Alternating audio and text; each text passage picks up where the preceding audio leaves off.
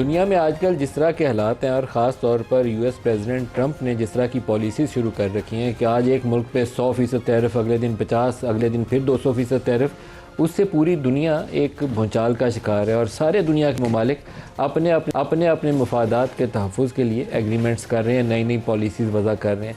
Most recent जो development है वो यूरोपियन यूनियन की इंडिया के साथ ट्रेड एग्रीमेंट है, फ्री ट्रेड एग्रीमेंट उन्होंने साइन किया और बेशतर उनकी जो ट्रेडेबल प्रोडक्ट्स हैं दोनों ममालिक की, स्वाय 2-4-6 आइटम को छोड़ के कोई 99% के करीब प्रोडक्ट्स को उन्होंने FTA के अंदर डाल दिया और अगले 5 से 7 साल के अंदर सब के ऊपर ड्यूटीज़ की शरह जो है वो ज़ीरो के करीब या 20-25% से के करीब कुछ आइटम्स के ऊपर, जैसे गाड़ियाँ हैं उसको 110% से वो 20% पे ले जाएंगे। बाकी बेशतर जो उनकी प्रोडक्ट्स हैं वो ज़ीरो की कैटेगरी के करीब आना शुरू हो जाएंगे।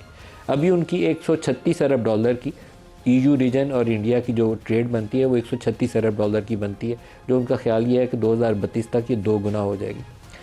कर क्यों रहे हैं? क्योंकि वो डॉलर की बजाय लोकल करेंसीज़ को पूरे ब्रिक्स वाले कंट्रीज़ पहले से तरजीह दे रहे हैं। चाइना और रशिया कोशिश कर रहे हैं कि बेशतर अपनी ट्रेड जो है लोकल करेंसीज़ के अंदर सेटल करें।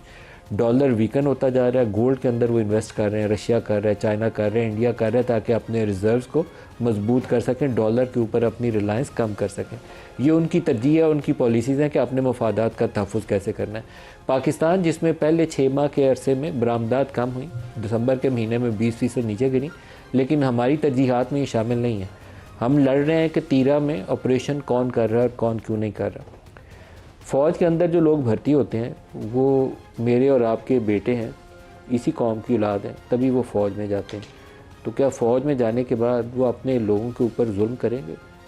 स्वाय वो एक बंदा जो मिलिट्री डिक्टेटर बन जाता है, जिसको तनकीद करनी चाहिए कि उसने आइन शिकनी की, बाकी फ़ौज के ऊपर ये कहना मेरे ख़्याल में कोई बहुत मुनासिब बात नहीं है। जो बंदा करता है, अगर कोई लॉ वायलेट करता है, कानून शिकनी करता है, किसी के साथ जुल्म ज़्यादती करता है, कोई पुलिस वाला हो या फ़ौज वाला हो, उसको इस लॉ ऑफ द लैंड के मुताबिक सज़ा भी मिलनी चाहिए। लेकिन हमारी वो हरकतें जो है ना वो यही है कि पतंग उड़ रही है तो पतंग पे तस्वीर किसकी लगेगी। मुझे ये देख के दुख इसलिए होता है कि पाकिस्तान की तरजीहात में इस वक्त ये होना चाहिए कि पाकिस्तान में सरमायाकारी कितनी हो रही है, पाकिस्तान से बरामदात कितनी बढ़ रही है, पाकिस्तान में एम्प्लॉयमेंट जनरेशन हो रही है कि नहीं हो रही।